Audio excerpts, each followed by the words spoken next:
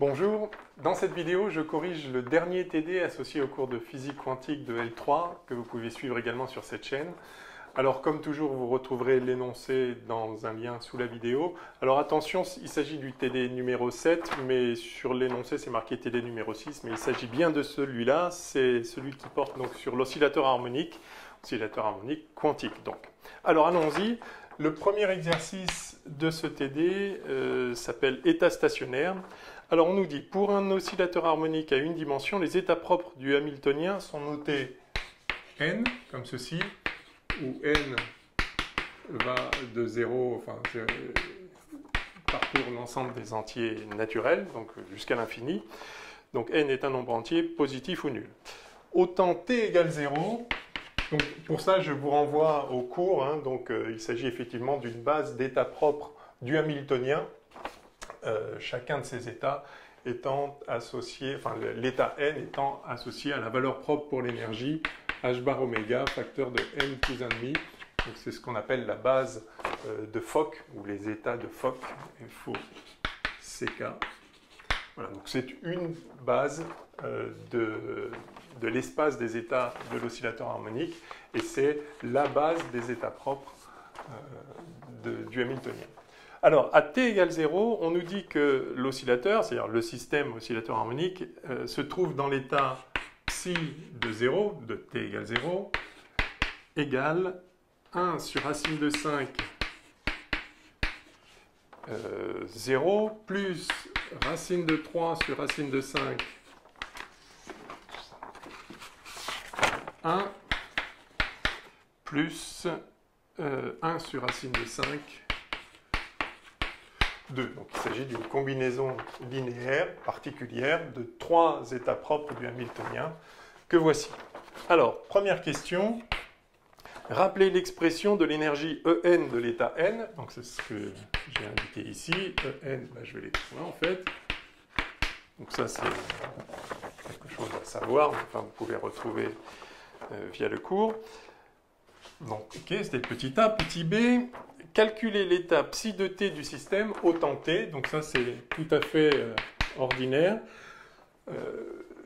Pour calculer l'évolution d'un état, il est toujours très pratique de se placer dans la base des états propres du hamiltonien, parce que les états propres du hamiltonien évoluent dans le temps d'une façon tout à fait simple.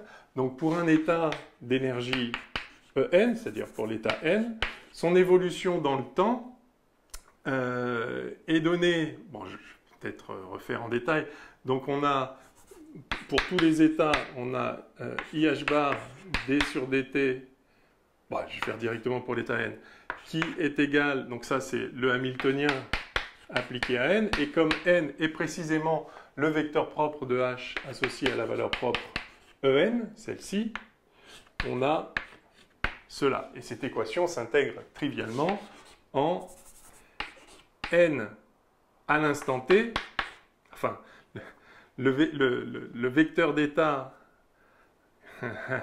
alors là on est piégé un peu par les notations. Écoutez, je vais l'écrire psi n de t,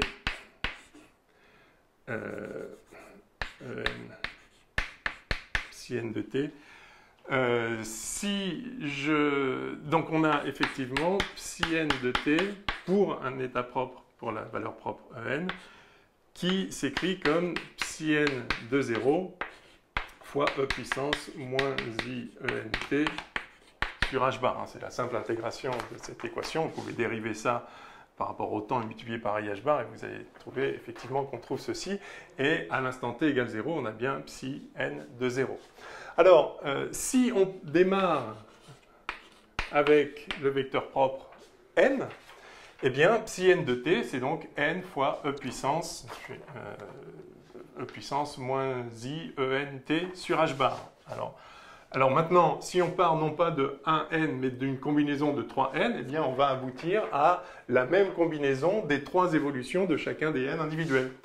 Donc, on a finalement psi de t qui va être, eh bien, 1 sur racine de 5 fois l'évolution de 0, de l'état 0, c'est-à-dire e puissance moins i E0t sur h bar 0. Voilà ce vers quoi aurait évolué l'état 0 pur. Plus, donc racine de 3 sur racine de 5 fois e puissance moins i E1, l'énergie associée à cet état propre du Hamiltonien, t sur h bar 1, plus 1 sur racine de 5, e puissance moins i E2 sur h bar t2. Donc vous pouvez prendre n'importe quelle combinaison linéaire d'états propres du Hamiltonien. Son évolution est totalement triviale. Il suffit de faire évoluer chacune des composantes comme elle doit le faire en vertu de son énergie propre. Et donc on a le résultat simple. Alors évidemment on peut remplacer E0 par E0, c'est simplement 1,5 de h bar oméga. Donc ceci fait 1 sur racine de 5 e puissance moins, alors 1,5 de h bar oméga, donc 1,5 de oméga t avec i devant bien sûr, donc disons moins i oméga t sur 2, 0, plus racine de 3 sur racine de 5, donc là c'est 3,5 de h bar oméga, donc moins i 3,5 de oméga t, et puis plus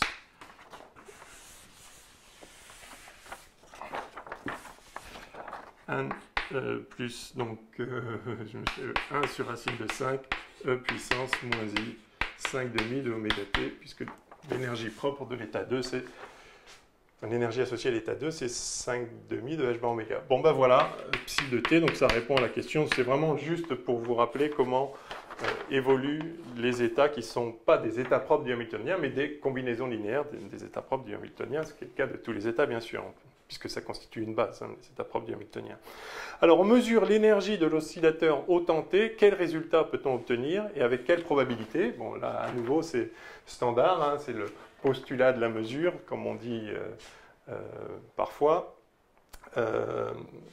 Donc dans l'approximation de Copenhague, en tout cas en pratique, si vous mesurez l'énergie sur cet état-là, vous allez trouver la même chose que si le système était dans cet état-là, avec la probabilité module de ça au carré, c'est-à-dire vous avez une probabilité 1/5 proba de 1/5 de trouver ce qu'on trouverait si on était dans cet état-là, c'est-à-dire E0, c'est-à-dire 1,5 de h bar oméga. Et puis, on a une probabilité... Ah, pardon, il manque ici le 1 et ici le 2. Une probabilité de trouver ce qu'on trouverait si on était dans cet état-là, c'est-à-dire 3,5 de h bar oméga, avec la probabilité module... Enfin, ma phrase est bancale. Bref, on va trouver ce qu'on trouverait... c'est-à-dire 3,5 de h bar oméga avec la probabilité module de ça au carré, c'est-à-dire une probabilité 3/5 de trouver 3,5 de h bar oméga, et une probabilité, donc module de ça au carré, donc 1/5 de trouver l'énergie associée à celui-ci, c'est-à-dire 5,5 de h bar oméga. Voilà, donc c'est très simple.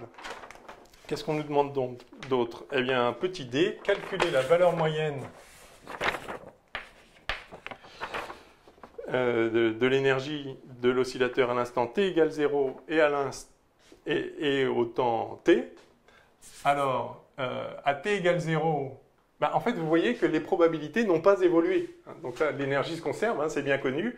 Donc, la valeur moyenne de l'énergie, donc ce qu'on appelle l'expectation value parfois, c'est-à-dire la moyenne des valeurs qu'on obtient si on réalise l'opération mesure de l'énergie sur un très grand nombre de systèmes comme ceci. Donc on va trouver, en fait vous voyez que ces probabilités sont les mêmes que si on avait mesuré à l'instant t égale 0, hein, tout simplement parce que ces phases-là, quand on prend le module au carré, valent 1 et donc ne modifie pas les probabilités. Hein. Donc la probabilité de trouver 1,5 de h bar oméga, c'est 1/5. Donc la valeur moyenne, bah, c'est le produit, c'est la somme des valeurs qu'on peut trouver fois leur probabilité. Donc on a 1/5 fois 1,5 de h bar oméga, plus 3/5 fois 3,5 de h bar oméga, plus 1 cinquième fois 5 demi de h bar oméga. Ceci était vrai à l'instant égal 0, ceci est vrai à l'instant t. Ça, évidemment, pas d'évolution ni des probabilités individuelles, ni a fortiori de la moyenne qu'on peut attendre. Et donc ça fait, alors bon, évidemment c'est proportionnel à h bar oméga, qui est le quantum d'énergie de l'oscillateur harmonique. Et donc on a alors 1 dixième plus 9 dixièmes plus 5 dixièmes, c'est ça? 1 plus 9 plus 5, ça fait 15. 1 plus 9 plus 5, ça fait 15. 15 dixièmes, ça fait donc 3 demi. Oui, enfin, c'est complètement... Pardon pour ce calcul débile. Évidemment, la moyenne, c'est ça, hein, puisqu'on a une chance sur 5 d'avoir 1 de moins et une chance sur 5 d'avoir 1 de plus. Donc, évidemment, la moyenne, c'est bien ça. Bon, bref, on trouve ce qu'il faut. Heureusement. Bien, ben voilà, c'était tout pour ce premier exercice, très simple, comme vous voyez. Alors, on va passer au second.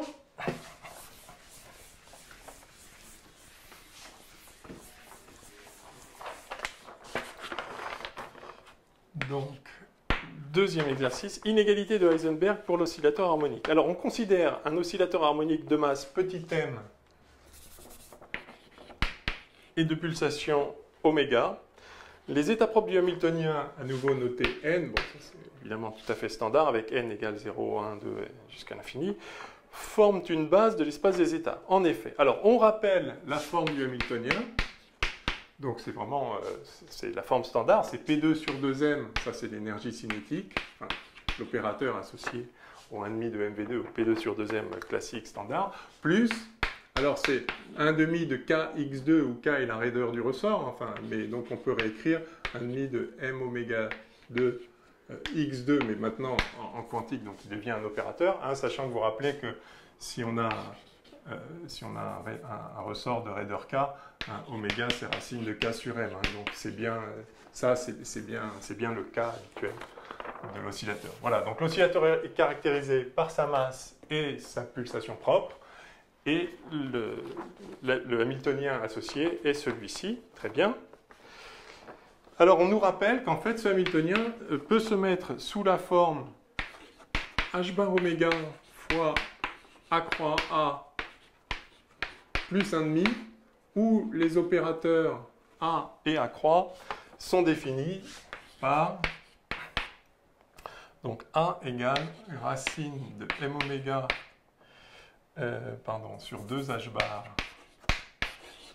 fois X plus IP sur M oméga. Voilà, donc il suffit de... Bon, vous pouvez voir le cours, mais il suffit alors évidemment, A croix,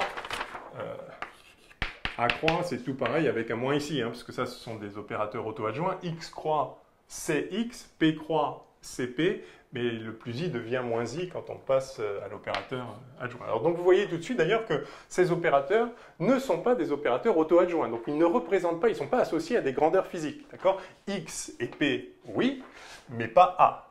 Simplement, donc on les appelle les opérateurs d'échelle, ce sont des opérateurs intéressants puisque en fait, cette écriture est celle qu'on a utilisée dans le cours pour dériver, pour déterminer les états propres du Hamiltonien. Donc bref, on nous rappelle cela. Pour l'instant, il n'y a rien d'autre. Ah si, on nous rappelle aussi que A croix n, donc quand on applique cet opérateur à n, on obtient racine de n plus 1, n plus 1. C'est pour ça qu'on les appelle les opérateurs d'échelle. A croix, avec un plus, là c'est celui qui fait monter vers le haut sur l'échelle. Hein. On passe à un cran de plus. Alors il y a une question de normalisation ici qui se trouve être celle-ci, on l'a démontré dans le cours également. Et puis l'opérateur A, appliqué aussi à un état propre du Hamiltonien, lui fait descendre vers le bas sur l'échelle des barreaux d'énergie, si vous voulez, et donc c'est racine de n, n-1. Voilà.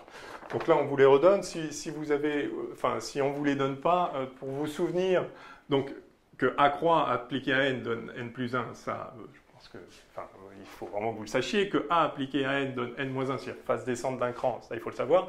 La question de la normalisation ici, alors souvenez-vous simplement que c'est la racine du nombre le plus grand des deux, donc du barreau du dessus. Donc là, le plus grand, c'est celui sur lequel on arrive, n plus 1, et là, le plus grand, c'est celui dont on est parti puisqu'on descend. Bon, petit moyen mnémotechnique, éventuellement, si vous avez un doute. En tout cas, c'était rappelé ici. Alors, on va répondre à la première question. Petit a, exprimer x et p en termes de a et a croix et calculer x appliqué à n et p appliqué à n en fonction de n plus 1 et n-1. Donc là, il suffit simplement d'inverser. Bon, alors, j'aurais peut-être pu le laisser encore un petit peu. Donc, on a tout pareil avec un moins i ici. Donc, on nous demande d'inverser simplement ce changement d'opérateur. Donc, x en fonction de a et a croix, bah, vous voyez que si on fait ça plus ça, ces deux termes vont s'en aller. Et donc, on va avoir 2 racines de m oméga sur 2 h bar, c'est-à-dire racine de 2m oméga h bar qui vaut a plus a croix. Et donc, x, c'est a plus a croix fois, je vais mettre le préfacteur d'abord, donc on a 2 racines de 1, donc ça passe h bar sur 2m oméga a plus a croix. Là, j'espère que je ne me suis pas trompé, mais enfin bon, non, ça a l'air d'être ça. A plus a croix, ça fait racine de 2, parfait. Et donc P, eh ben P, là, il faut faire en fait ça moins ça, et à ce moment-là, ça va donner 2ip avec les facteurs qui vont bien. Et donc, on va avoir ici, en fait, a moins a croix, et le facteur en question, ça va être, alors, on a dit qu'on a, si on fait ça moins ça, on va avoir 2i fois, donc 2i sur m oméga fois racine de m oméga sur 2h bar. Et donc ça, c'est i fois racine de 2 sur h bar m oméga. Sauf erreur, voilà, c'est ça. Et donc c'est i fois ça, p qui vaut ça. Donc là, donc on va avoir un moins racine de h bar m oméga sur 2, moins i. Hein. 1 sur i, c'est moins i. Donc si on veut un plus, on peut faire a croix moins a, bon, au choix, enfin, peu importe. Peu importe, on va voir ce que... Bah oui, allez, si je vais le faire, je sais pas pourquoi, je préfère a croix moins a. Et puis par souci de symétrie, on va faire ça comme ça. Voilà. Bien, alors, donc tout ça, c'était pour ensuite calculer l'effet, enfin, pour appliquer l'image de l'état n par l'opérateur x, puis par l'opérateur p. Alors, bah, il suffit d'implémenter ça là-dedans. Et donc, x appliqué à n, ça donne, alors, racine de h bar sur 2m oméga, fois, alors, a croix appliqué à n, ça fait racine de n plus 1, et puis a appliqué à n, ça fait donc ceci, pardon, n-1. Voilà, et puis si on veut mettre p aussi appliqué à n, puisqu'on nous le demande, eh bien ça fait i racine de h bar m oméga sur 2, facteur de la même chose, enfin avec un signe moins. Bon, allez.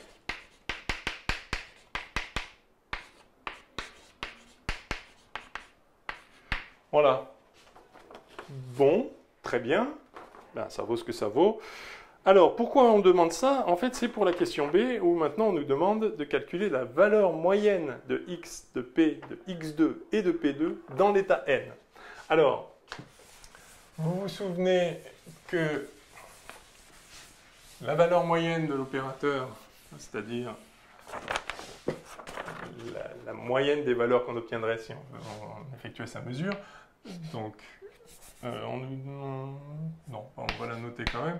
Donc la moyenne de x, c'est, lorsque le système se trouve dans l'état n, c'est n, x, n. Donc ça, c'est archi standard. On l'a évidemment démontré, mais ça prend une ligne dans le cours.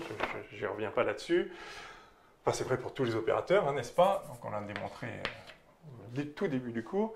Donc il suffit de prendre le produit scalaire de n avec ça, et qu'est-ce qu'on trouve? Eh bien 0, puisque la base des n est une base orthonormée, et par conséquent, n, le bras n appliqué au quête n plus 1, ça fait 0, et le bras n appliqué au quête n moins 1, ça fait 0. Donc la somme, ça fait 0 également. Donc les états propres du hamiltonien d'un oscillateur harmonique ont en moyenne, la moyenne de la position, c'est 0. Enfin, c'est l'endroit où se trouve le...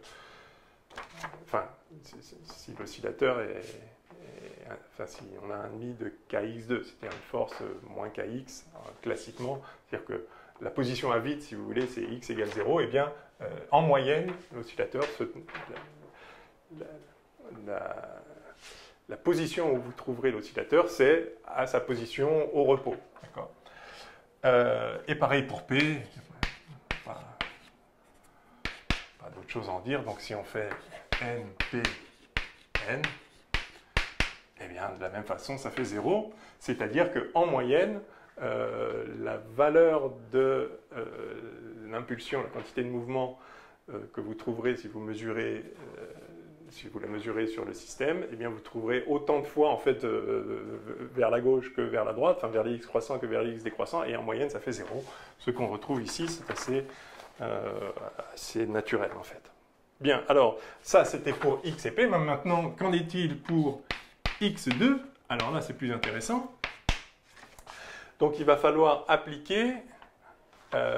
alors, enfin, on va le faire. Alors, on pourrait appliquer à nouveau x à n, et puis donc on aurait x de n, et ensuite on prend le produit scalaire avec n. Facile à faire, aucune difficulté, mais on va faire un tout petit peu plus astucieux.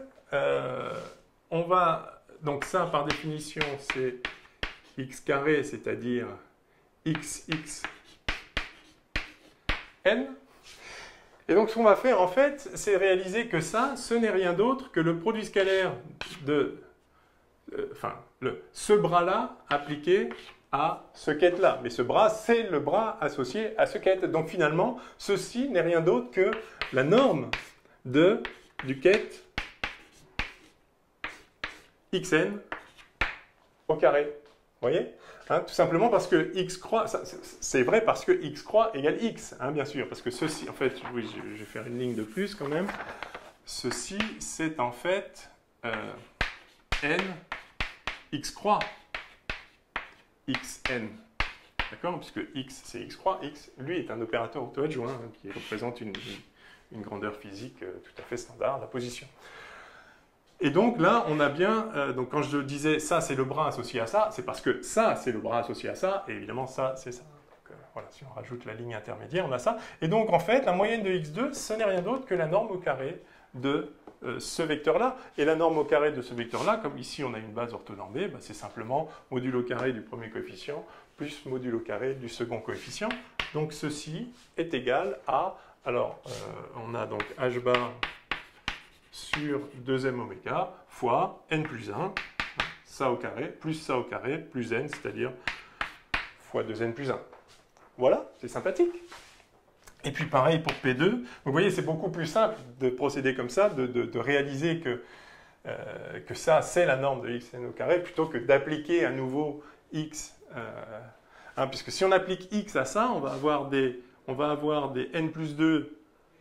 Enfin, lui, il va donner un n plus 2 et un n, hein, puisque dans x, il y a a croix qui fait monter d'un cran et a qui fait descendre d'un cran.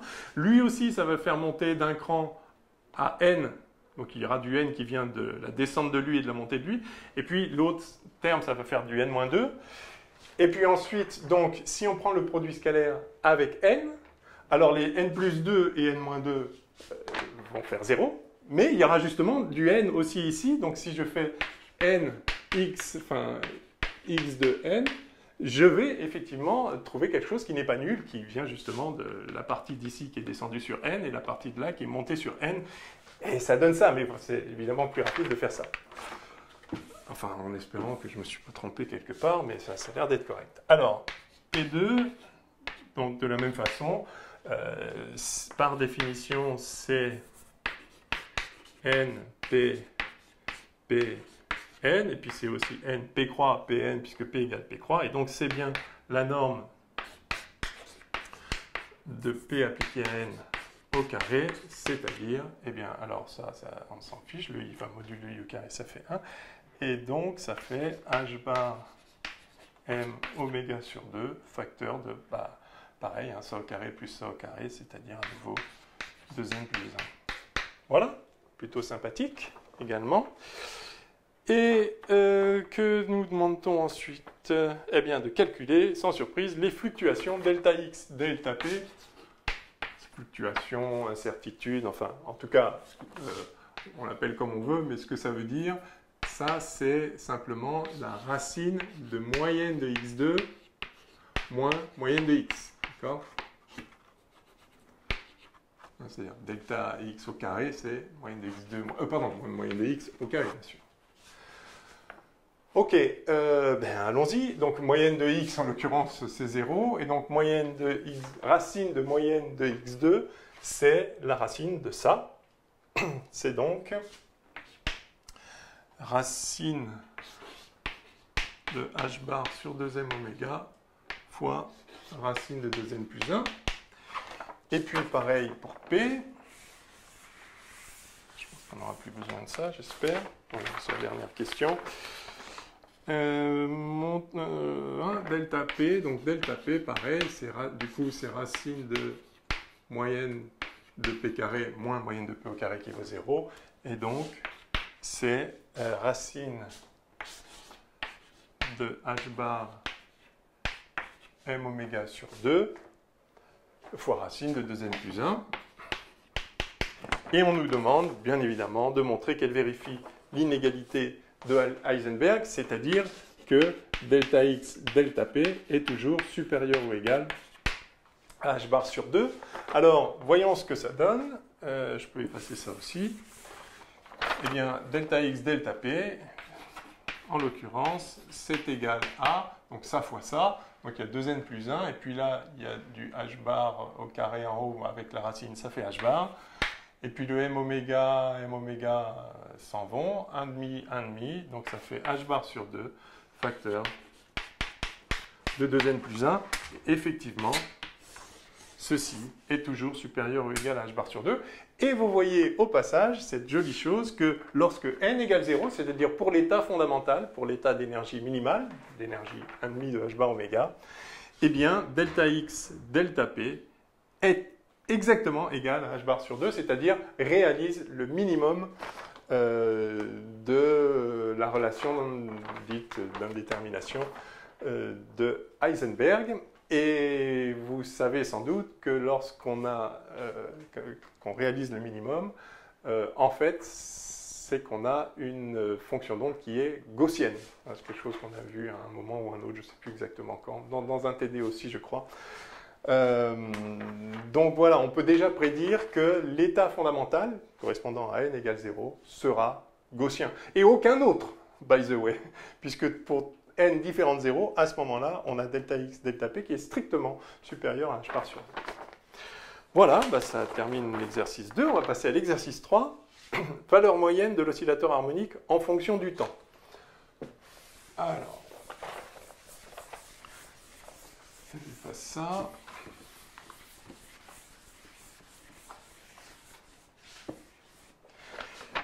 Donc troisième exercice, valeur moyenne. Alors, on considère un oscillateur harmonique qui, à un instant t égale 0, se trouve dans l'état psi de 0, l'état à un instant donné, t égale 0, égale somme sur n des Cn n. Donc, on développe l'état du système à l'instant t égale 0 sur la base des états propres du Hamiltonien, ce qui est une chose naturelle à faire si on veut s'intéresser à l'évolution du système, puisque nous savons comment évolue chacun des états propres du Hamiltonien, simplement avec la phase que j'ai rappelée tout à l'heure, puissance moins i, e, t sur h bar. où E est l'énergie associée. Alors, où les Cn sont des coefficients complexes quelconques. Alors, quelconque, pas tout à fait quelconque quand même, parce que encore faut-il que cette somme infinie ici ait un sens. Hein, donc, il faut qu'il y ait une notion de convergence de cette série. Hein, donc, il va falloir quand même que la somme des modules de Cn carré converge. Hein. Donc, bon, là, on nous dit les coefficients complexes quelconques. Non, pas quelconque. Quelconque, à condition que. Voilà.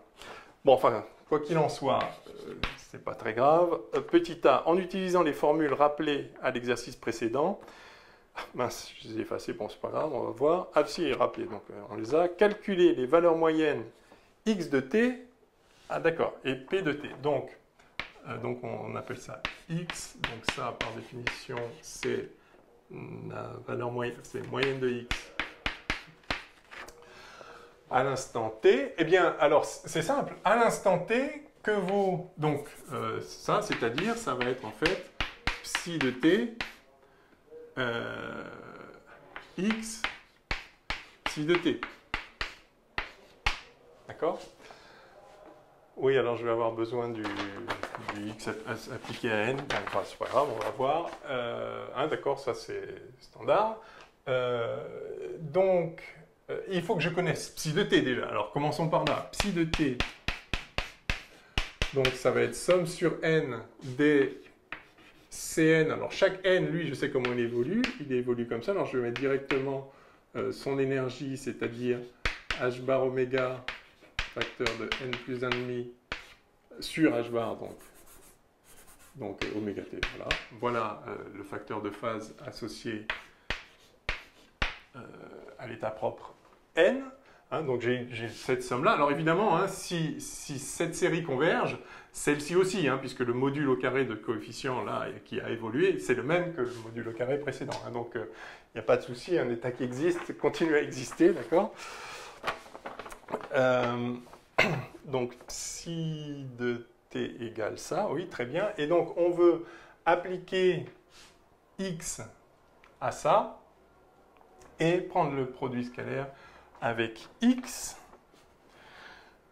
Bon, ben d'accord.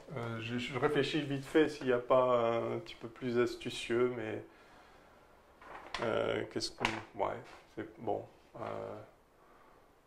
Je crains que ce soit un tout petit peu lourd, mais c'est pas grave. Alors, donc on a x de psi de t qui va être égal à somme sur n dCn puissance moins i oméga t n plus 1,5 fois x appliqué à n, et c'est ça que j'ai effacé. Alors le x appliqué à n, alors il fallait écrire, vous vous rappelez, x à partir des a croix plus a, et donc c'était racine, si on retourne sur la définition de a, donc ça fait h bar sur 2m oméga. Je pense que c'est ça, j'espère que c'est ça. A plus A croix, ça fait, oui c'est ça, c'est ça, c'est ça, enfin, voilà, de tête a priori. Et donc, si on applique x à cette somme, alors, donc le n, donc il va y avoir un h bar oméga global là, un racine de h bar sur 2m oméga global. D'accord, et ensuite on a a croix appliqué enfin ça, et a croix appliqué à ça. Donc là, ça fait racine de n plus 1, n plus 1, et puis plus racine de n, n moins 1. Donc voilà ce qu'on a en fait. Et maintenant, il faut faire le produit scalaire.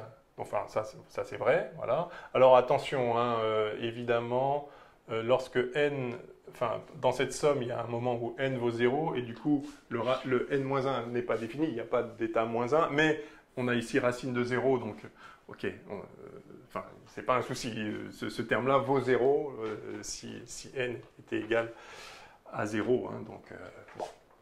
Alors, donc maintenant, il faut faire ça scalaire ça, et donc, le grand X en question, est égal, alors il ne faut pas se tromper, donc on a une somme infinie sur des n', hein, si vous voulez, parce que ça c'est un indice de sommation, donc on a ça, scalaire ça, et donc c'est 0 tout le temps, sauf quand n' vaut n plus 1 ou n' vaut n moins 1. Alors quand n' vaut n plus 1,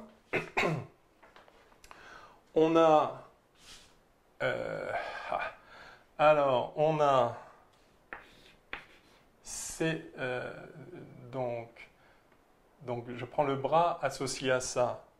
Écoutez, je vais écrire une ligne de plus parce que somme sur n' de... Alors d'abord, c'est Cn' étoile. Hein, si je prends le bras associé à ça, ça va faire Cn' étoile E puissance plus I oméga t n' plus 1,5 qu'est n', bras n'. Voilà, donc ça, c'est le bras psi de t. D'accord? Ça, c'est le bras psi de t. Je suis passé au complexe conjugué et j'ai pris le bras associé à chaque quête. Et c'est ça que j'applique à ça. Donc peut-être, comme j'ai pas de place, je vais réécrire le bras ici. Étoile plus bras n', d'accord? Donc c'est ça que j'applique à ça. Et donc x, ça vaut... donc dans cette somme, je somme sur tous les n', et pour chaque n', je vais avoir deux termes, enfin sauf pour le premier à cause de ce racine de 0 là, mais... donc ça fait... Donc quand n' vaut n plus 1, j'ai ici c étoile n plus 1. Alors, ou je vais faire l'inverse, je vais garder la somme sur les n', et donc c'est quand n vaut n' moins 1, je vais avoir c étoile n', e puissance, ça c'était un plus, hein. Donc i oméga t n' plus 1,5.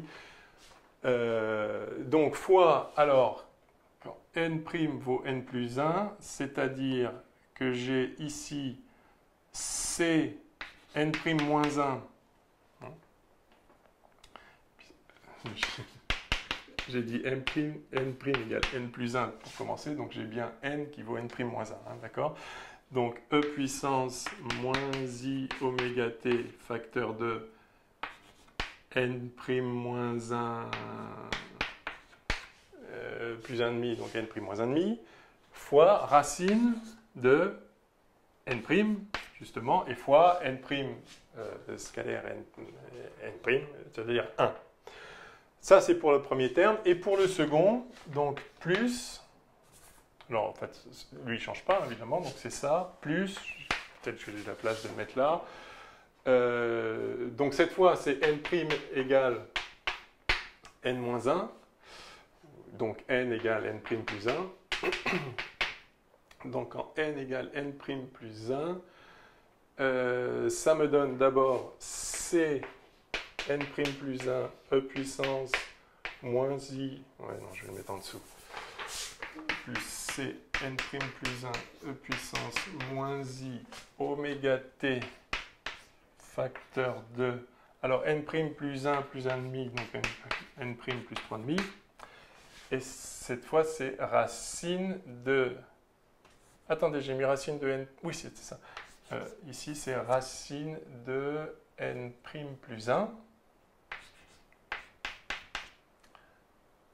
Et n' scalaire n' qui fait 1 également. Les états sont normés.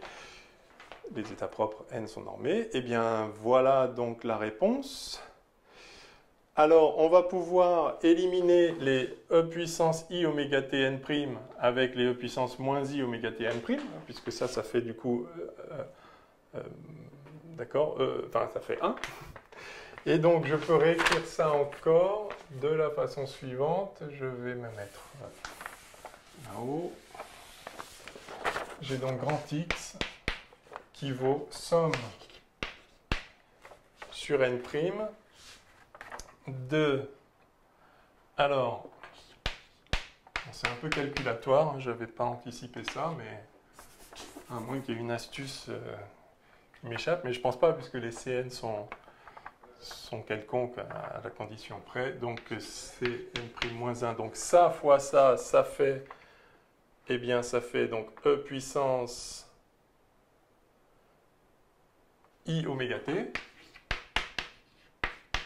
D'accord, hein, puisque les parties n s'en va, il y a un signe moins ici, et donc il y a un plus 1,5 et plus 1,5, donc plus 1, donc ça fait ça, fois racine de n'. Donc ça, c'est le premier terme.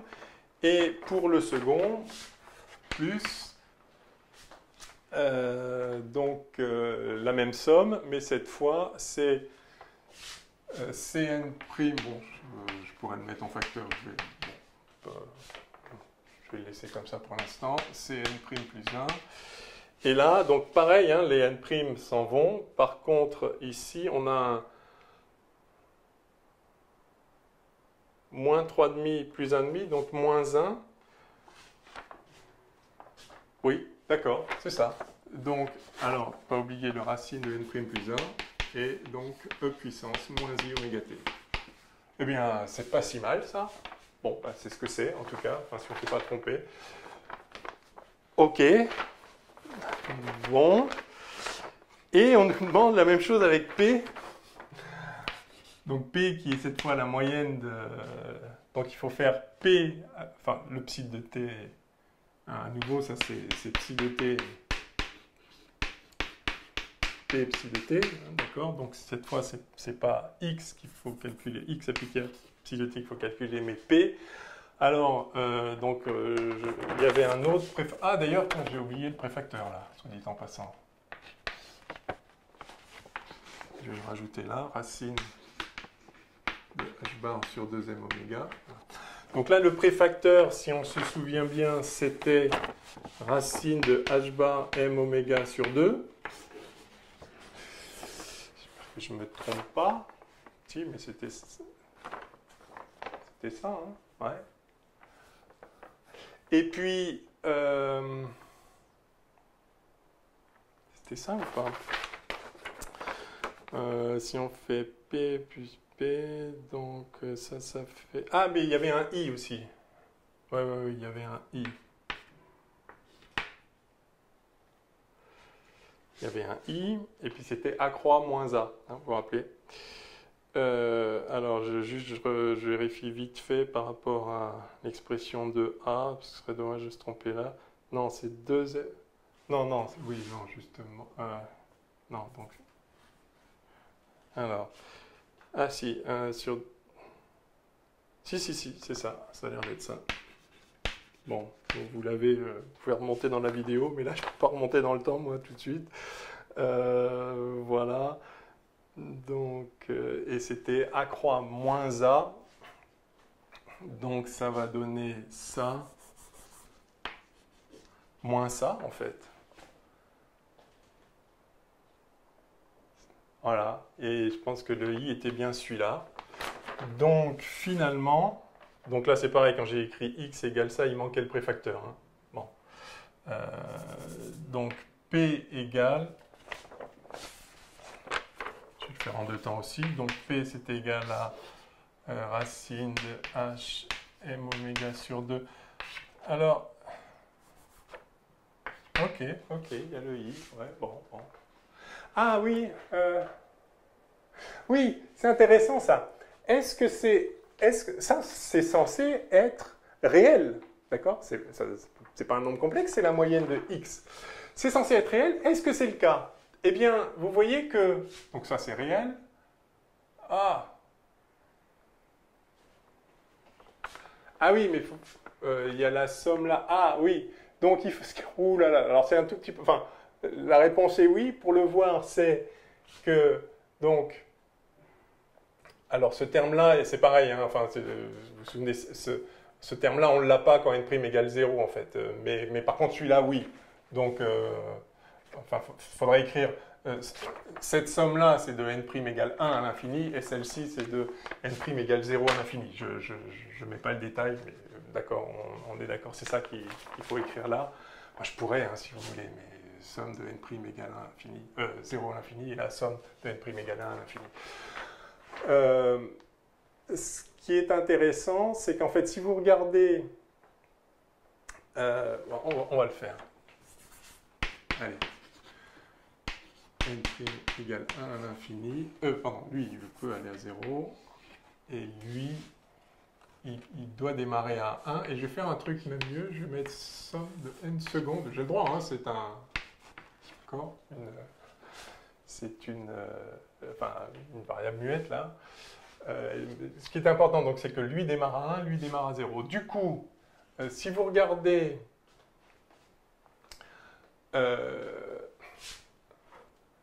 le terme, lorsque n' ici, lorsque n' plus 1, voilà, lorsque n' plus 1 égale n secondes, d'accord? C'est-à-dire, le n', quel que soit le n' ici, il y a toujours un n secondes pour lequel n' plus 1 vaut n secondes, n'est-ce pas? Puisque lui démarre à 0, donc n' plus 1 démarre à 1, donc il y a toujours un moment où ce n' plus 1 est égal à n secondes. Et d'ailleurs, du coup, je vais pouvoir faire ce changement de variable ici, et écrire que n' c'est n secondes moins 1, donc je peux écrire n secondes moins 1. N secondes moins 1 plus 1, ça fait n secondes. Et puis là, pareil, n', donc ça c'est n secondes. Voilà. Et là, du coup, je somme sur n secondes à partir de 1. Alors maintenant, il y a des n secondes, on voit bien que ça pourrait être des n si on voulait, mais enfin, d'accord, à nouveau, c'est muet. Quel est l'intérêt de faire ça? Donc en fait, je l'ai fait, enfin, j'aurais pu écrire directement, changer ici n' en n secondes, donc en lui-même plus 1, et voilà, j'aurais pu écrire ça sans passer par la ligne intermédiaire. Quoi qu'il en soit, ceci est correct. Et alors, ce qui est intéressant dans cette expression, c'est que, donc vous avez maintenant, je peux mettre une somme commune pour tout le monde, puisque cette fois, ce sont les mêmes indices. Et ce que vous voyez ici, c'est que ça, c'est le complexe conjugué de ça. Oh. Si vous prenez le complexe conjugué de ça, lui, il devient lui, il reste lui, il devient lui, et lui, il devient lui. Yes! Et donc, on a un truc, plus son complexe conjugué, eh bien ça, chacun peut être complexe, mais un complexe plus son complexe conjugué, ça fait 2 fois la partie réelle, et c'est tout. Donc, ceci est bien réel, et donc, alors, heureusement, hein, ça doit être réel, d'accord? C'est la valeur moyenne d'un opérateur auto-adjoint, hermitien, dont les valeurs propres sont réelles. Donc, voilà, ça devait être réel, et bien c'est réel, on est content. Alors, pourquoi j'écris ça? Parce qu'en écrivant le i, je me suis dit, oulala, mais ça va être complexe. Non, c'est pas parce qu'il y a un i là que c'est complexe. Simplement, ce qu'on va trouver là, c'est non plus un complexe plus son complexe conjugué, mais un complexe moins son complexe conjugué. Et ça, c'est imaginaire pur. Fois le i, ça va être à ce moment-là un réel, comme il se doit. Et effectivement, c'est ce qu'on a, puisque ici, on avait le a croix moins a qui nous donnait un moins, contrairement au plus de tout à l'heure, qui se traduit ici par exactement la même chose avec un moins. Enfin, d'accord, rien ne change dans ce qu'on a fait auparavant. Et donc, ce plus devient moins. Et donc, on trouve pareil au préfacteur près, bien sûr. Hein. Donc, en fait, P, la valeur de P, ça va être exactement la même chose, fois, cette fois, le préfacteur qui est le sien, c'est-à-dire I racine de H bar M oméga sur 2. Bon, je manque un petit peu d'espace sur le tableau pour faire les choses proprement, vous auriez bien vu le parallèle entre les deux. Il y a juste, dans l'expression de X, il y avait un préfacteur et A croix plus A, et dans l'expression de P, il y avait un autre préfacteur et A croix moins A. Donc, tout se déroule pareil, en changeant le préfacteur et en changeant le plus en moins. Donc, voilà, j'espère que malgré le fait que je sois obligé à chaque fois d'effacer des lignes. J'espère que vous voyez bien le parallèle du calcul. Donc ça me permet de ne pas tout refaire. À chaque fois, c'est la même chose. Je change le plus en moins et je change le préfacteur. Et donc, j'ai finalement le résultat pour P qui est celui-là. Donc, je peux effacer tout le reste. Alors, je me suis peut-être trompé pour le X, mais et auquel cas je me suis trompé pour le P, mais si je ne me suis pas trompé pour le X, je ne me suis pas non plus trompé pour le P. Comme par ailleurs, on trouve effectivement des choses réelles, c'est une première idée que peut-être on ne s'est pas trompé, en tout cas pas de façon immédiatement évidente. Alors donc,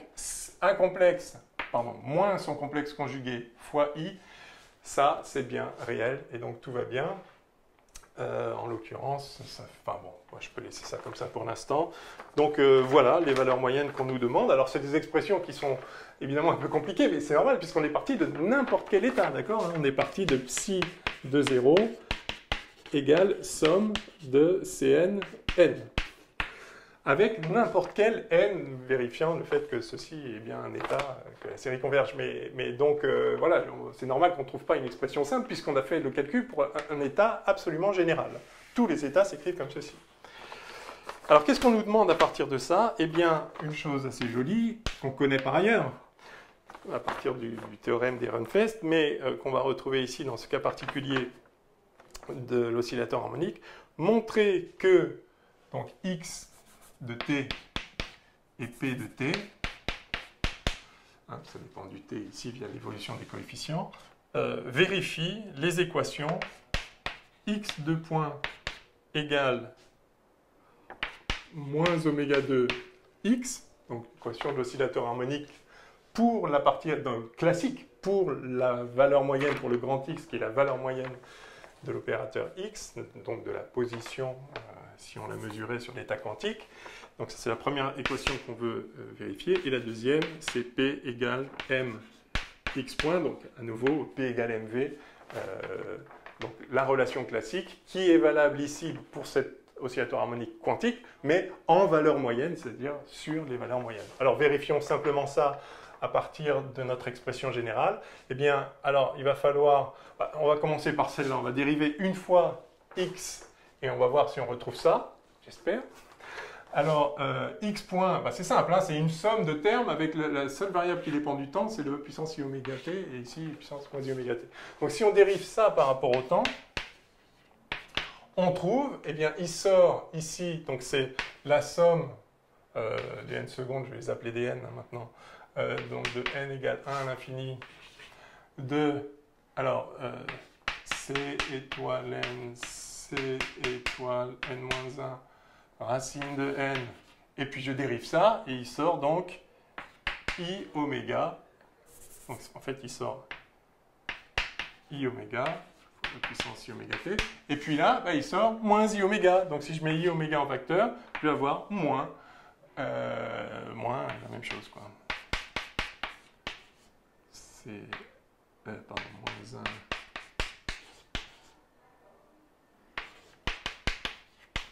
Et puis, fois le préfacteur, donc h bar sur 2m oméga. Et ça, c'est magnifique, parce qu'effectivement, donc le i oméga, là, je peux le sortir, et il va me sortir donc comme préfacteur, donc la somme de n égale 1 à l'infini de le truc moins le truc, fois i, et oméga, donc ça fait h bar oméga sur 2m, voilà. Et si maintenant je fais m fois ça, eh bien je vais trouver exactement ça avec comme préfacteur i racine de m h bar oméga sur 2, c'est-à-dire ça. Donc là, bon, a priori, on ne s'est vraiment pas trompé dans le calcul, ce qui est quasi miraculeux. Donc voilà, on vient de vérifier ça, magnifique. Et maintenant, pour vérifier ça, il suffit de redériver une fois de plus ceci. Donc allons-y. Si je redérive une fois de plus, même procédure bien sûr, j'obtiens donc x2 points, j'obtiens n égale 1, somme de n égale 1 à l'infini, de, alors à nouveau, ça fait ressortir un i oméga, lui un moins i oméga, donc je vais avoir ici, donc i oméga fois i oméga, ça fait moins oméga 2 fois lui, d'accord, tout le reste, ça ne change pas, moins oméga 2, et lui, donc j'ai un moins fois moins I oméga, donc ça fait plus, donc à nouveau ça fait moins oméga 2. Hein. Il y a un moins fois moins et il y a un I carré, donc le moins je peux le laisser en facteur. Donc j'ai bien plus ici, la même chose. Et fois ça. H bar sur 2m oméga. Eh bien ça c'est formidable parce que ceci c'est moins oméga 2 fois lui-même, fois x. Donc effectivement, c'est moins oméga 2x. Hein, donc on retrouve l'équation d'oscillateur harmonique. Voilà, c'est joli. Moi j'aime bien. J'ai eu peur de me planter un peu là dans les calculs avec les indices, etc. Mais vous voyez, quand on fait à peu près les choses proprement, on s'en sort. Bien. Eh bien, ça close ce troisième exercice de ce TD. On va passer au quatrième et dernier, fonction d'onde de l'oscillateur harmonique. Vous voyez hein, le comportement classique, le comportement des valeurs moyennes des grandeurs classiques est classique en fait. Donc cet oscillateur harmonique a des propriétés très différentes de l'oscillateur harmonique classique. Hein. En particulier, on a vu qu'il n'y a pas d'état d'énergie nul. Hein.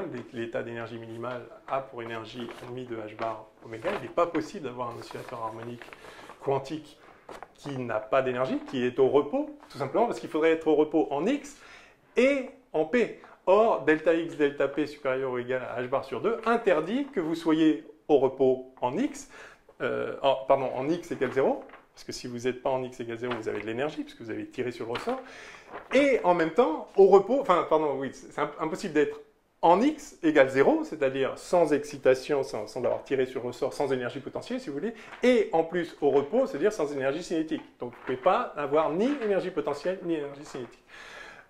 Ça violerait le principe, la relation d'intermination de Heisenberg.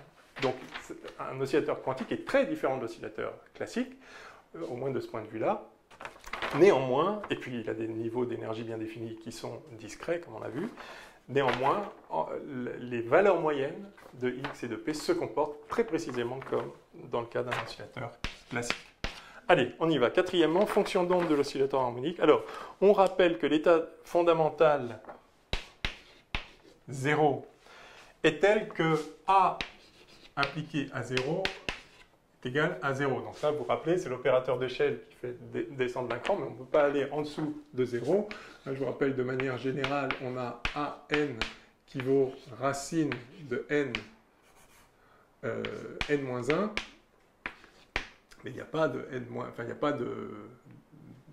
quête moins 1, parce qu'on a ici racine de 0. Donc si on applique A au quête 0, on trouve le vecteur 0. Non pas le quête 0, mais le vecteur nul de l'oscillateur, de l'espace des états. Hein. Donc on dit que A annihile l'état fondamental.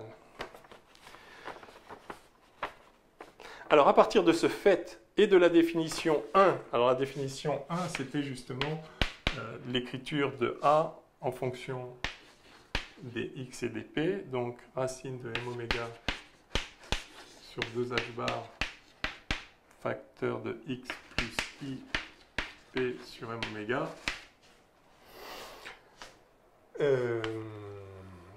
Donc à partir de ça et de ça, trouver la fonction d'onde psi0 de x correspondant à cet état. Donc, lorsque le système est dans l'état 0 comme ceci, on note psi0 de x sa fonction d'onde, hein, c'est-à-dire que ça, ce n'est rien d'autre que x0, d'accord, le bras généralisé x appliqué à 0, donc ça donne la valeur de la fonction d'onde correspondante au point x. Voilà. Donc on nous demande de calculer cette fonction d'onde, simplement en écrivant ça. Bah alors il suffit de savoir que en représentation x, si vous voulez, si vous faites x, si vous écrivez x appliqué à ça, donc en représentation x, p, vous vous souvenez, ça correspond à moins IH bar d sur dx. Je pourrais même mettre des d droits ici Enfin non, ça dépend du temps aussi, mais enfin bon, il n'y a qu'une dimension spatiale. Et par conséquent, l'opérateur A appliqué à 0 en représentation x, ça nous donne, alors x en représentation x, c'est la fonction x. Donc si j'écris, allez, je vais essayer d'être vraiment rigoureux, ça c'est égal à racine de m oméga sur 2h bar fois x moins, alors plus i fois moins i, donc ça fait plus 1, donc plus h bar sur m oméga d sur dx appliqué à psi 0 de x, et ça doit être égal à 0. Alors, donc, par conséquent, ça, je peux l'enlever, ça veut dire que ça, c'est égal à 0, ça ne dépend que de x à un instant donné, enfin, bon, donc on a finalement l'équation différentielle psi 0' de x, hein, où je note par prime la dérivée par rapport à la variable x ici, psi 0' de x, qui vaut, alors, et là, donc si je passe de l'autre côté, ça fait moins m oméga sur h bar, et ça fait donc x fois psi 0, donc x psi 0 de x. Voilà, c'est rien d'autre que ça. Hein. Donc par définition, l'état qui se fait annihiler par l'opérateur A, c'est-à-dire bon, l'état fondamental ici, l'état 0, a une fonction d'onde qui par définition de A s'écrit, enfin vérifie cette équation différentielle, ben, il suffit de l'intégrer et on aura la fonction d'onde. Voilà, hein, donc pour l'intégrer, vous pouvez faire ça là, si vous voulez. Et reconnaître que donc ça vous fait un log égal exponentielle de, enfin l'intégrale de ça fait moins 1,5 de m oméga x2 sur h bar.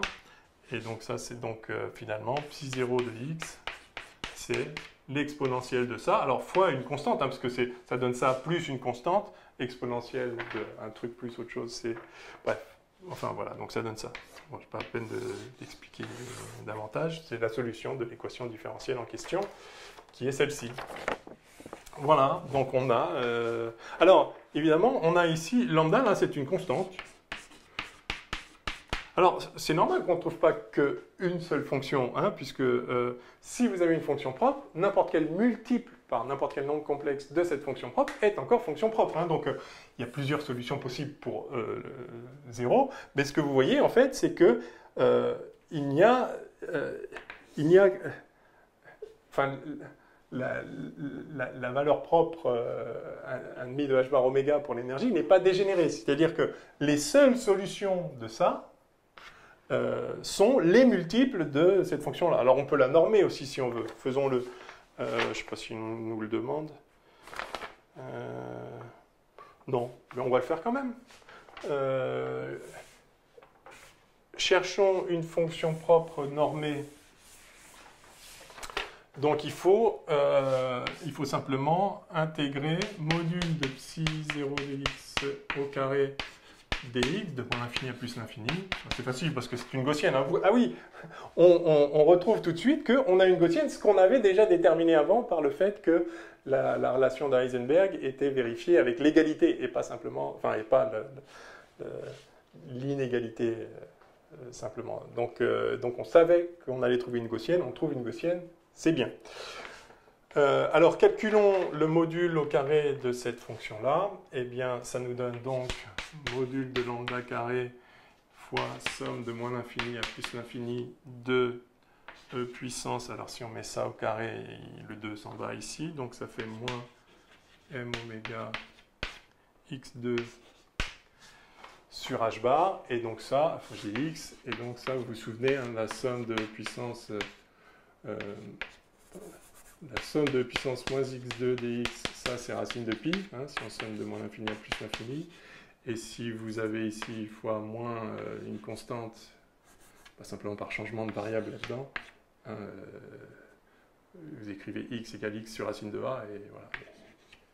Tout simplement, il sort ça. Hein. Voilà, donc ça c'est l'intégrale gaussienne tout à fait standard. Donc du coup, ça c'est égal à module de lambda carré fois racine de pi sur m oméga sur h bar, donc pi h bar sur m oméga. Voilà, c'est ça. Voilà. Alors si on veut maintenant que ça, ce soit égal à 1, eh bien, il suffit de prendre un lambda. Ah, j'ai effacé. Oui, c'est là. Il suffit de prendre un lambda dont le module au carré soit 1 sur ça, c'est-à-dire dont le module soit pi h bar sur m oméga puissance 1 quart. Et alors ça pourrait être, pour rajouter une phase, voilà, donc tous les lambdas possibles pour donner des fonctions d'onde normées. On va prendre le plus simple, celui-là. Et donc on va écrire finalement l'équation, la fonction d'onde de l'état 0, donc x0, comme étant donc, alors pi h bar sur m oméga puissance 1 quart fois l'exponentielle de moins... Alors attention, ça c'est au carré, donc il y a bien un 1,5, moins 1,5 de m oméga x2 sur h bar. Voilà, voilà la fonction d'onde que l'on cherchait. Bien. Deuxièmement, en appliquant l'opérateur accroît, calculer les fonctions d'onde psi1 correspondantes à l'état 1. Donc là, c'est très simple également. On va utiliser l'opérateur d'échelle qui fait monter sur l'échelle des énergies. Donc vous vous souvenez, accroît appliqué à n, c'est un truc qui est proportionnel à n plus 1 avec une racine, la racine duquel, du plus grand, donc de n plus 1. Voilà. Donc, voilà ce qu'il en est. Par conséquent, si on applique accroît à 0, eh bien, ça nous donne racine de 1 fois 1, ça nous donne 1. Donc, en fait, si vous voulez la fonction propre 1, il suffit d'appliquer accroît à celle-là, et ça marche. Hein, parce qu'évidemment, si on a ça, on a aussi...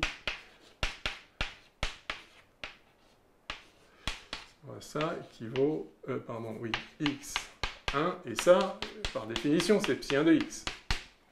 Donc c'est ça qu'on cherche, il faut donc appliquer l'opérateur accroît à l'état 0 en représentation x, c'est-à-dire, donc, alors accroît, on va réécrire ce que c'est. Accroît, c'était donc, alors on nous donnait a, mais simplement l'adjoint, donc racine de m oméga sur 2h bar, x croix, c'est-à-dire x, plus ip, c'est-à-dire moins ip bar, donc moins ip, sur m oméga. Voilà. Donc c'est cet opérateur-là, alors qui est en représentation x, ça donne racine de m oméga sur 2h bar, donc x fois la fonction.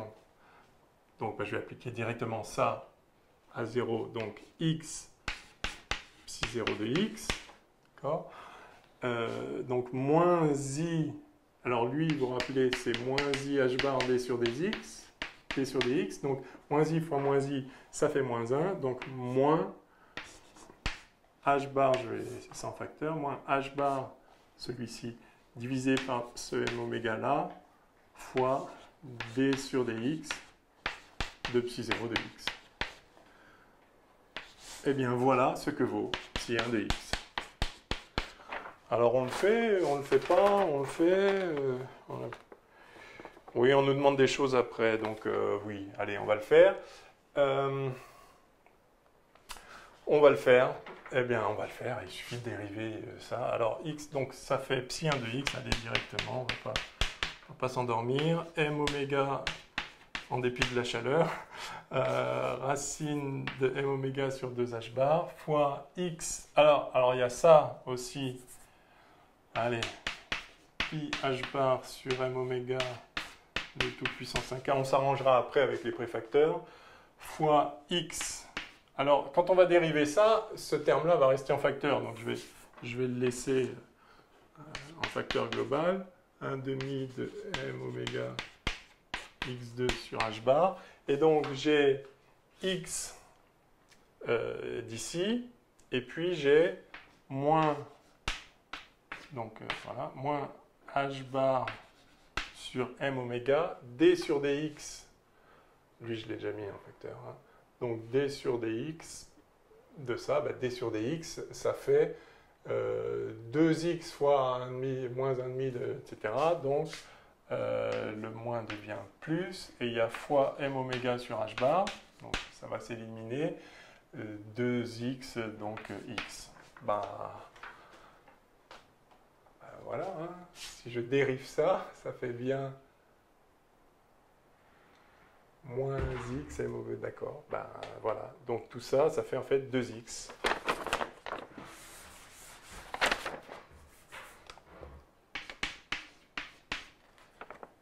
Pas 2x.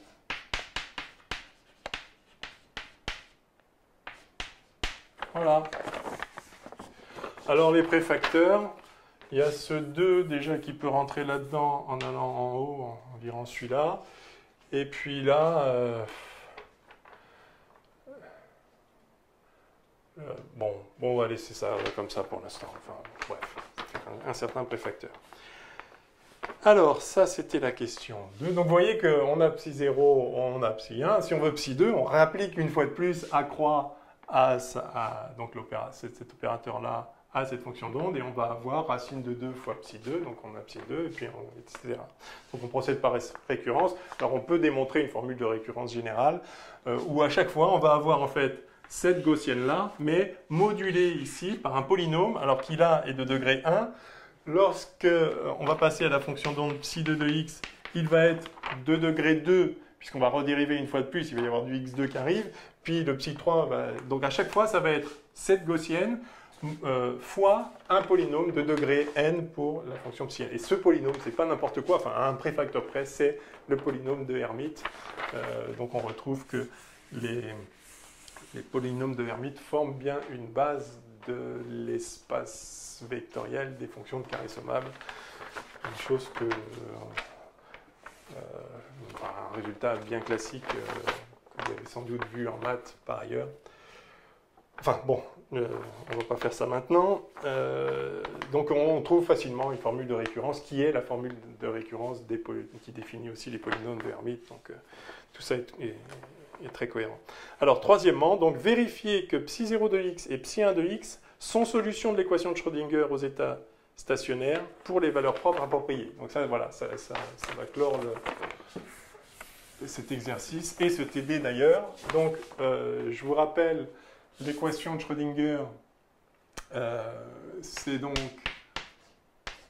enfin, pour un état stationnaire, on a, parce que ça, ce sont des états stationnaires, enfin, c'est l'état propre du Hamiltonien pour la valeur propre 1,5 de h bar oméga, et lui pour la valeur propre 3,5 de h bar oméga. C'est ça qu'on nous demande de vérifier maintenant, hein, c'est-à-dire que Hn, c'est égal à h bar oméga n plus 1,5 fois n, voilà, donc on va vérifier ça, sachant que h, c'est, je vous rappelais, c'est P2 sur 2m plus 1,5 de m oméga 2 x2. Donc on va faire ça explicitement sur ces expressions en représentation x, c'est-à-dire sur les fonctions propres. Je vais le laisser là pour l'instant, parce que je pense que ça va suffire ça pour le premier. Donc ça, je peux encore le réécrire en représentation x. Donc ça, c'est moins ih bar d sur dx, donc au carré, ça va faire moins h bar carré, donc sur 2m d2 sur dx2, et puis ça, plus 1,5 de m oméga 2 x2. Hein. Donc tout ça, c'est l'opérateur h en représentation x. Donc appliqué d'une part à psi 0, et on doit trouver 1,5 de h bar oméga fois psi 0, et puis le même opérateur appliqué à cette fonction-là, on doit trouver 3,5 de h bar oméga fois elle-même. Alors c'est ça qu'on va faire, faisons-le. Donc il faut dériver deux fois ça. Alors on l'avait déjà dérivé une fois, mais... ouais, bon, on trouve ça, mais il y a des préfacteurs. Alors, je vais le refaire. Ça, je vais l'appeler grand A. Ou même lambda, parce qu'il s'appelait lambda tout à l'heure. Allez, donc, si j'applique ça à psi 0, je trouve lambda fois, alors, moins h, donc lui là, moins h bar carré sur 2m fois la dérivée par rapport à x de la dérivée de ça. Alors, la dérivée de ça, c'est, donc, on a dit moins m oméga sur h bar x e puissance lui-même.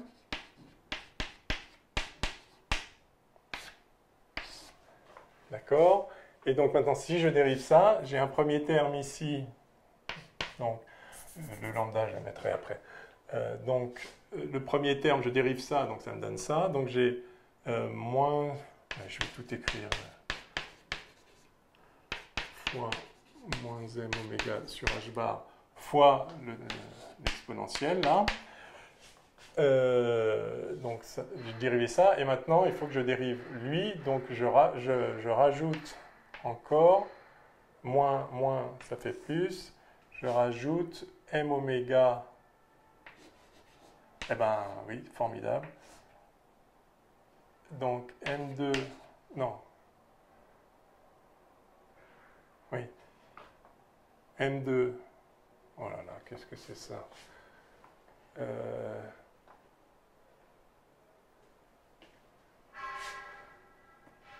Oui, si j'ai... Donc d'accord. Alors, donc fois... Donc je vais avoir du x carré, et là, sur h bar carré. Qu'est-ce que c'est que cette histoire? Attendez, je me suis perdu. Ah oui, non, d'accord. C'est qu'après, il y a ça à retirer. Bon, ça va aller. Ça va aller. Par contre, ici, je dois... Pourquoi j'ai un signe plus? Ah oui, j'ai un signe plus, mais j'ai le moins ici. Donc, ok. Donc ça me fait ça, d'accord? Là, j'ai juste dérivé ça. Donc là, j'ai dérivé le truc deux fois, avec un lambda en facteur. Et maintenant, j'ai plus ça. Donc finalement, globalement, ça va me donner le h psi 0 là. Ça va me donner ça. Donc je laisse l'exponentielle en facteur. Et donc je rajoute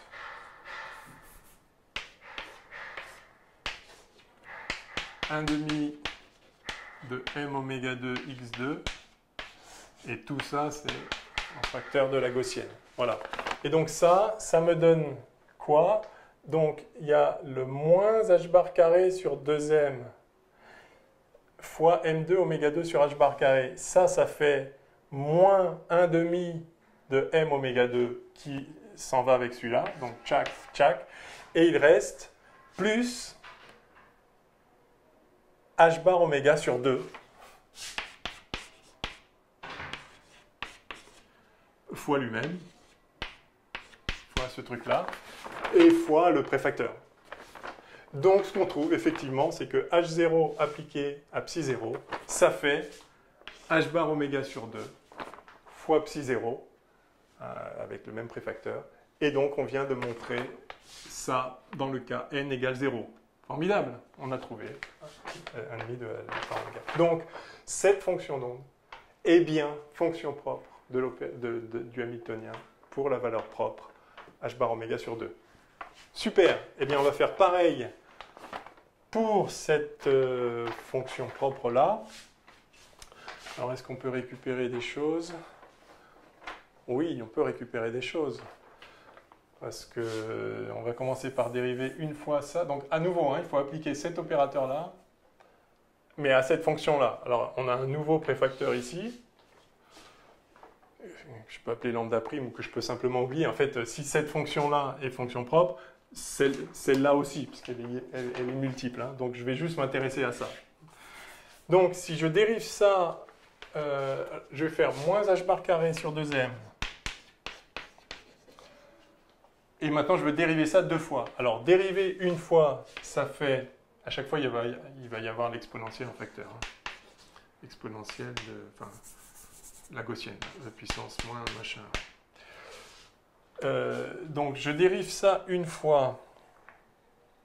Ça me fait donc 1, en dérivant lui, moins m oméga sur h bar x2, d'accord? Ça me fait moins m oméga sur h bar x fois x. Donc en fait, oui, enfin, je l'ai mis là-bas. Mais... Donc j'ai...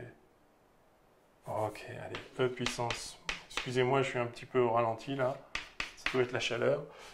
Donc j'ai ça si je dérive une fois. Et maintenant, je redérive une autre fois. Et donc si je redérive une autre fois... Allez. Allez. Courage, courage. Si je redérive une autre fois, donc j'ai e puissance, donc ça me refait moins m oméga x sur h bar. Lui, c'est ça qu'il me donne. Lui, il va me donner... Alors d'abord, je dérive lui, et donc j'ai moins 2m oméga x sur h bar, à nouveau fois l'exponentielle.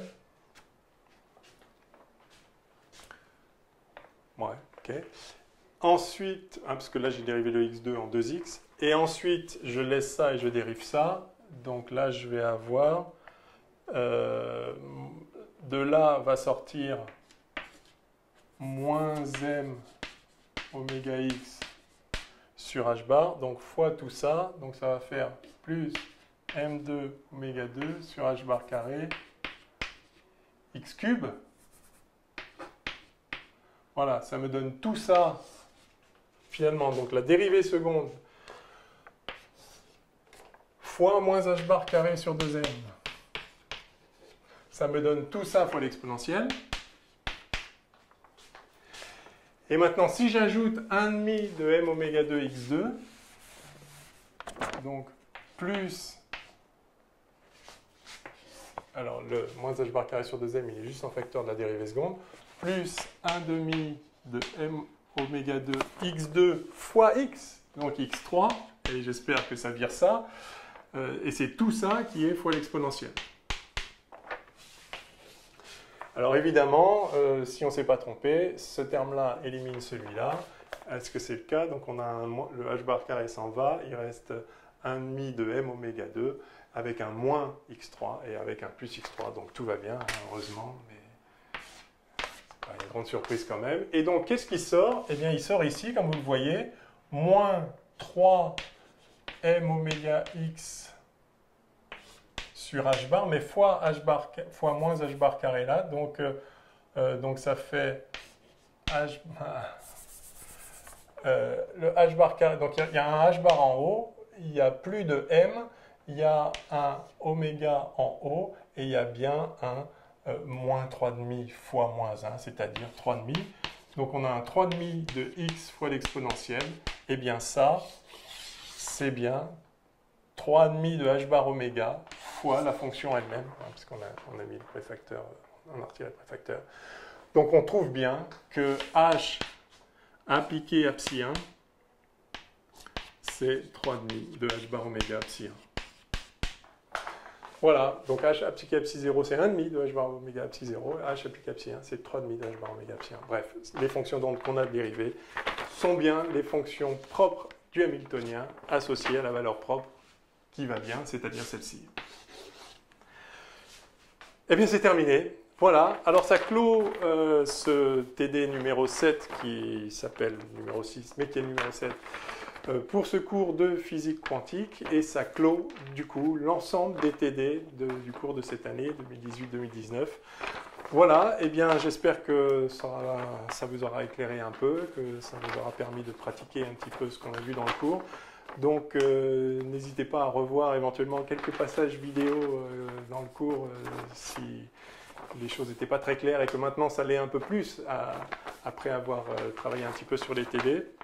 Et puis, si vous avez des questions pressantes, posez-les dans les commentaires. Comme d'habitude, j'essaie d'y répondre assez rapidement. Voilà, et bien bonne continuation. À bientôt.